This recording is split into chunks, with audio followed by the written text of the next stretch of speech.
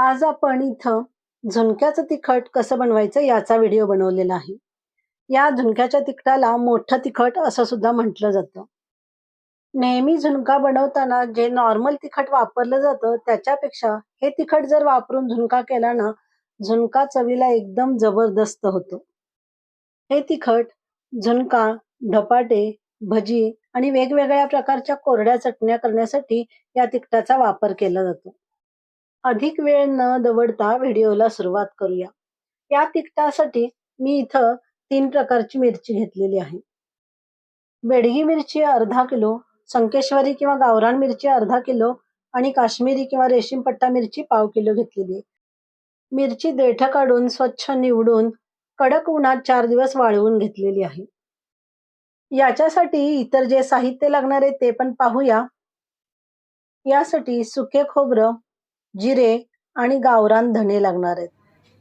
यासोबतच इथं लसूण सोलून घेतलेला आहे. जर तुम्ही लसूण खात नसाल तर स्किप केला तरी चालेल. खोबरं किसून कडक उन्हात वाळवून घेतलेलं आहे. खोबऱ्यासोबतच धने आणि जिरे सुद्धा उन्हात कडक वाळवून घेतलेले आहेत.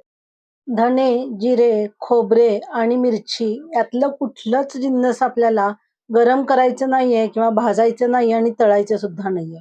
त्याच्यामुळं कडक उन्हात वाळवणं हे अगदी कंपल्सरी आहे. किसून घेतलेलं खोबरं मी मिक्सरमध्ये बारीक करून घेतलेलं आहे आणि बारीक करून झाल्यानंतर त्यामध्ये कच्चा लसूण घातलेला आहे, जो आपण निवडून ठेवलेला आहे. मेजरमेंट सगळे मी डिस्क्रिप्शन बॉक्समध्ये देत आहे. लसूण आणि खोबरं सुद्धा बारीक करून घ्यायचं आहे. इथं तेल गरम करून गार करायला ठेवलेलं आहे. लसूण खोबऱ्यामध्ये बारीक करताना व्यवस्थित कधी-कधी बारीक होत नाही, तर त्यासाठी थोडंसं तेल यामध्ये घालायचं आणि परत एकदा व्यवस्थित फिरवायचं.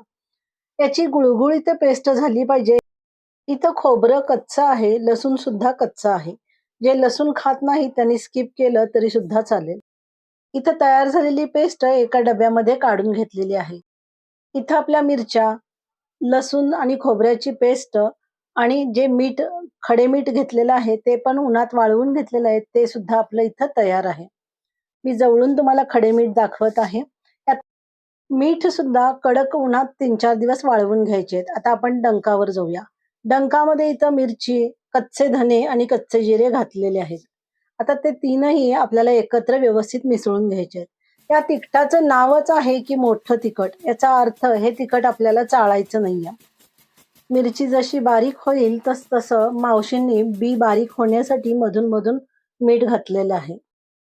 हे तिखट वेगवेगळ्या प्रकारचे झुणका, धपाटे, भजी, शेंगदाणा चटणी, वेगवेगळ्या प्रकारच्या कोरड्या चटण्या सगळ्या, दुधातला मोकळा झुणका अप्रतिम चवीचा होतो. झुणका आणि धपाटे तर चवीला एकदम जबरदस्त होते. स्क्रीनवर तुम्ही बघू शकता मिरचीचे बी बऱ्यापैकी बारीक झालेले आहेत. आता इथं लसूण आणि खोबऱ्याची जी पेस्ट आहे ती त्यामध्ये मिक्स केली जात आहे. थोडी-थोडी घालून आपल्याला पेस्ट व्यवस्थित मिक्स करायची आहे. हा मसाला वर्षभर व्यवस्थित राहण्यासाठी काही महत्त्वाच्या गोष्टी. यामधील धने, जिरे, खोबरं, मीठ त्यातली कुठलीही गोष्ट आपल्याला गरम केलेली नाहीये किंवा भाजायची नाहीये. तर कंपल्सरी 3-4 दिवस मिरच्यासहित कडक उन्हात वाळवायचे आहे. हे सगळे जिन्नस कडक उन्हात वाळवले तरच व्यवस्थित हे तिखट टिकते. त्यातलं मॉइश्चर निघणं फार महत्वाचं आहे. हे तिखट चाळायचे नसते. म्हणूनच थोडंसं जाडसर किंवा मोठं असते. म्हणूनच या तिखटाला नाव मोठं तिखट असंच आहे. तयार झालेले तिखट एका कॅरी बॅगमध्ये भरून घेत आहे. रंग तुम्ही बघू शकता. अप्रतिम रंग आणि चव सुद्धा अप्रतिम. तयार झालेलं तिखट स्टोअर कसं करायचं तेही बघूया. इथं मी काचेची बरणी स्वच्छ धुवून अगदी कडक उन्हात वाळवून घेतलेली आहे. बरणी उन्हात कोरडी झाली आहे याची खात्री करावी. त्यामध्ये पाण्याचा अंश अजिबात असता कामा नये. तिखट भरताना बरणी रूम टेम्परेचरला थंड झालेली असावी. बरणीमध्ये चमच्याने हळूहळू तिखट भरायचं आहे. तिखट थोडं भरून झाल्यावर थोड्या-थोड्या वेळाने बरणीमध्ये चमच्याने तिखट खाली दाबून घ्यायचं आहे आणि तिखटामध्ये एअर गॅप राहणार नाही याची काळजी घ्यायची. अगदी स्क्रीनवर दाखवल्याप्रमाणे. बरणीमध्ये तिखट भरताना थोड्या-थोड्या वेळाने ही स्टेप आपल्याला वारंवार करायची आहे. आणि साईडने आपल्याला पाहायचं आहे की एअर गॅप कुठं शिल्लक राहिलेला नाही ना. असेल तर लगेचच ते तिखट दाबून घ्यायचं आहे.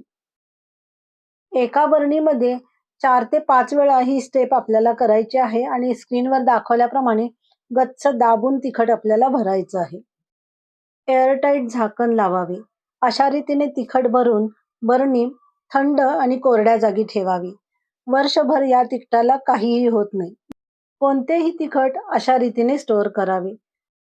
एका लहान बरणीमध्ये रोज लागेल तसं डेली यूजसाठी तिखट बाजूला काढून ठेवावे.